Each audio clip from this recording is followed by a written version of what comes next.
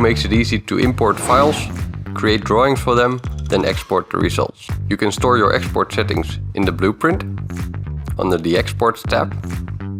Here I have set up 3 file extensions: DXF for drawings only, PDF for all file types, and STEP for parts and assemblies. For the PDF we will add today's date to the file name. DXFs are stored in the same directory and with the same file name as the original drawing. So according to my preferences, I can export this part to PDF or to STEP, and done. Say we now create a drawing. You can save this drawing in one click with the same file name with this button. And you can export the drawing to PDF with this button. If the export is successful, you can open the folder that contains the export file. And here we have it. This is one of the many ways True helps you double your drawing speed. You can set up these export settings so they work perfectly for you and your company.